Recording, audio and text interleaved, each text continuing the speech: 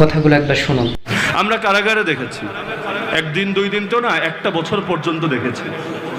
বাংলাদেশে ইসলামপন্থীদের মধ্যে এমন দলও আছে যারা তাদের কর্মী দূরের কথা, সাধারণ সমর্থক যারা, এদেরকে পর্যন্ত কারাগারে প্রতিটা মুহূর্তে লক্ষ্য রাখে। কিভাবে? কারাগারেও তাদের চেইন সিস্টেম আছে। প্রতিটা সাথী 15 দিন পর পর তাদের পিসিতে টাকা জমা হয়। পিসি বুঝেন? পিসি মানে হলো প্রিজন ক্যান্টিন। ক্যান্টিনে টাকা জমা হয়, একটা কার্ড দেওয়া থাকে, অ্যানালগ কার্ড, আমাদের ব্যাংকের কার্ডের মতো না। কার্ডে টাকার পরিমাণ লেখা থাকে, কারণ জেলখানার মধ্যে নগদ ক্যাশ চলে না। দু একটা কারাগারে চলে 2 নাম্বারই, কিন্তু মৌলিকভাবে আইন হিসাবে টাকা চলে না, বিকল্প হিসাবে কারো নামে ক্যান্টিনে আপনি টাকা জমা করতে পারবেন। তার যে একটা আমলনামা থাকবে, ছোট বই, পিসি বই বলে, এখানে সংখ্যাটা লিখে দেওয়া হবে। এটা দিয়ে সে তরকারি কিনবে, গোশত কিনবে, তেল কিনবে, সাবান কিনবে, এভাবে চলবে। আমরা দেখেছি একটা দলের কথা, নাম আমি নাই বলি, কারণ নাম বলা মুখ্য না, উদাহরণ দেওয়াটা মুখ্য। নাম বললে আবার বলবে প্রমোট দিচ্ছেন নাকি, ডাল্লি করছেন নাকি। তো যে প্রসঙ্গে আমি বলছিলাম যে প্রত্যেক 15 দিন পর পর দেখেছি তাদের প্রতিটা সমর্থকের পিসিতে টাকা যোগ হয়ে যায়। পরিমাণটা আমি উল্লেখ নাই করি, তো পরিমাণটা একেবারে ছোট না, বেশ বড়। আবার 15 দিন পর আবার জমা হয়। আর বাইরে তাদের মামলা, যত বড় টাকাওয়ালা হোক, মামলা নিয়ে ফ্যামিলির টেনশন করা লাগে না, তারাই সাংগঠনিকভাবে তার মামলাটা হ্যান্ডেল করে। ফলাফল কি হয় জানেন? সে যখন জেলে ঢুকেছে ছিল সাধারণ সমর্থক, যখন বের হয় তখন এই নিয়ত নিয়ে বের হয়, আমি সারা জীবন থাকবো ত্যাগী কর্মী হয়।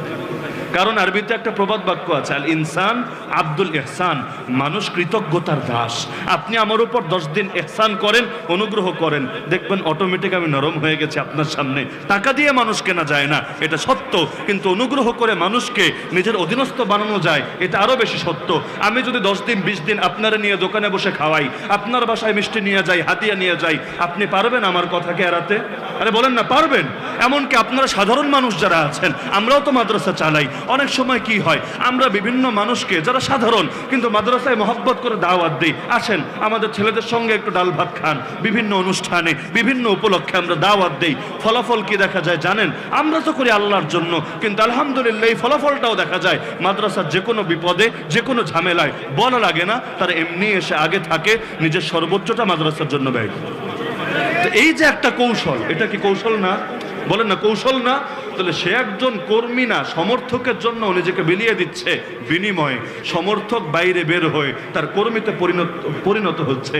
আর আমাদের কওমে অঙ্গনের দুঃখের কথাই বলি, আত্মসমালোচনা হিসাবেই বলি, কর্মী রাখেন, সমর্থক রাখেন, বড় বড় নেতৃবৃন্দ যারা কারাগারে থেকেছে, ইন্ডিভিজুয়াল এক একজনকে গিয়ে জিজ্ঞেস করেন কবে তার পিসি থেকে 1 টাকা যোগ করেছে, তার মামলার জন্য 10,000 টাকা খরচ করেছে, তার ফ্যামিলির প্রতি মাসে গিয়ে নিয়মিত খোঁজখবর রেখেছে।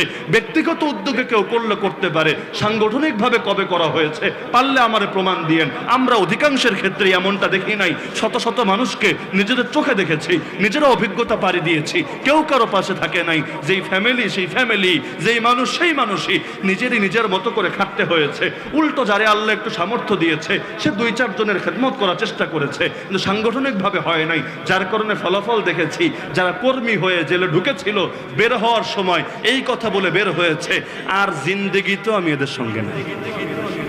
তাহলে জিনিসটা কি আমাদের জন্য সুখকর না দুঃখজনক? বলেন না, সুখকর না দুঃখজনক?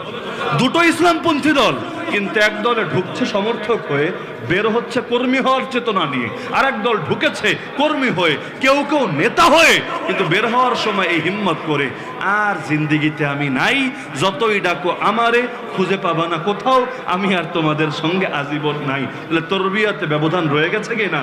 তরবিয়াত ধমক দিয়েই হয় না, তরবিয়াত পিটিয়েই হয় না, কখনো মায়া দিয়ে, কখনো দয়া দিয়ে, কখনো শাসন করে। আল্লাহ তাআলা আমাদের সবাইকে ইলম, আমল, দাওয়াত থেকে শুরু করে হার লাইনে তরবিয়াতকে পরিপূর্ণ করে, ঈমানটারে, আমলটারে পাক্কা বানিয়ে কবরে যাওয়ার তৌফিক দান করুন।